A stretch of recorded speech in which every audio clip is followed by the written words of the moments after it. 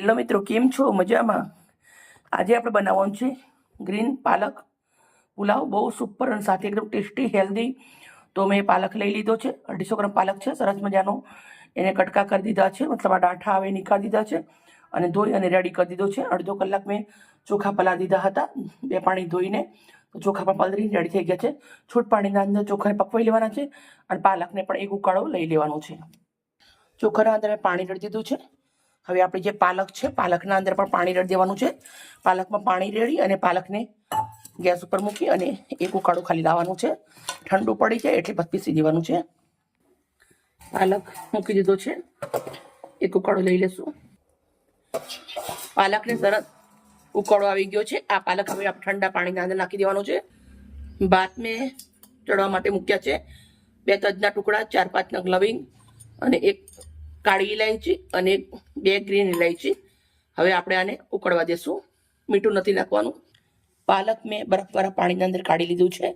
હવે થોડું ઠંડુ પડી જાય એટલે આની એક પેસ્ટ બનાવી દઈશ.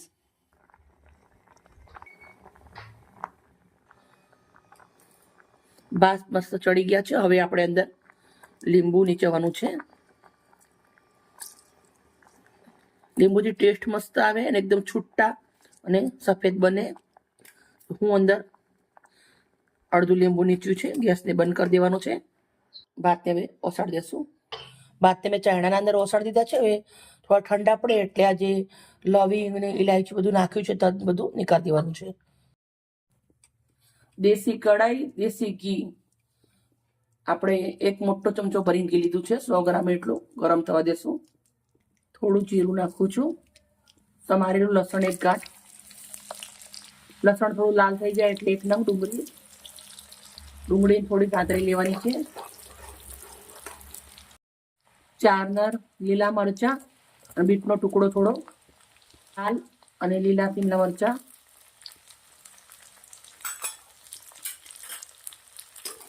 થોડું એવું સાંતળી લેશું.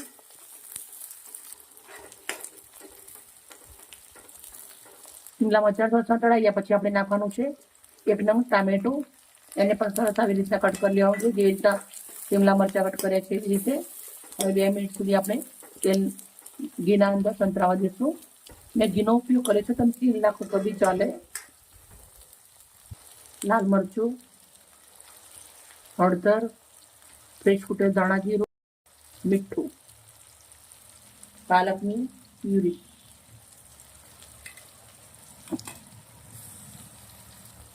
હવે આપણે મિક્સ કરી દેવાનું છે.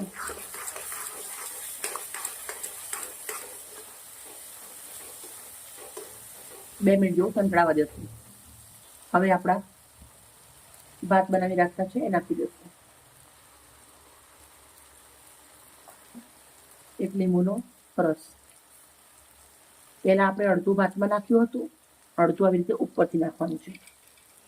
હવે આપણે મિક્સ કરી દઈશું.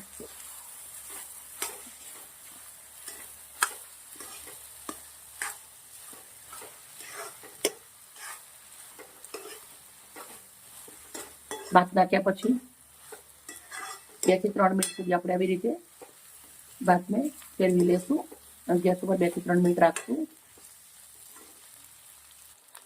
ગેસ બંધ કરી દઉં છું. પુલાવ રેડી થઈ ગયો છે. તો આપણે હવે લીલા ધાણા આવી રીતે અંદર થોડા મસ્ત ગ્રીન ઘી સમારી દઉં છું. ગ્રીન ઘી બહુ જ સરસ લાગે અને સાથે એકદમ ટેસ્ટી લાગે છે. ગેસ બંધ કરી દીધો છે અને હવે આપણે આને એક બાઉલના અંદર સર્વ કરશું.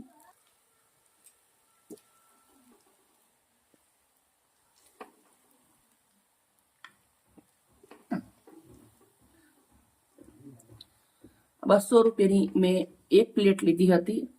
આપણે ₹100 અંદર 2 પ્લેટ એટલો રેડી થઈ જાય છે. ઘરનું કહેવાય, હેલ્ધી અને સાથે એકદમ ટેસ્ટી લાગે છે. તો મિત્રો, એકવાર જરૂરથી બનાવી ખવડાવજો. જેને લોહીની કમી હોય, બાળકોને હાડકાં મજબૂત ના હોય, નબળા હોય, કમજોર બાળક હોય, એને આ સરસ મજાનો આ પુલાવ બનાવી ખાશો. તેના અંદર વિટામિનથી ભરપૂર છે એટલે કેલ્શિયમની કમી પણ પૂરી થઈ જશે. લોહી પણ સરસ વધશે એમનું. પુલાવ આપણો રેડી છે. મસ્ત મજાના આવી રીતના દાણાથી સજાવી દઉં છું. મિત્રો, મારી વિડીયો મહેનત સારી લાગી હોય તો પ્લીઝ મને એક લાઈક કરજો. બાય મિત્રો, કાલે આવીશ નવી રેસીપી સાથે.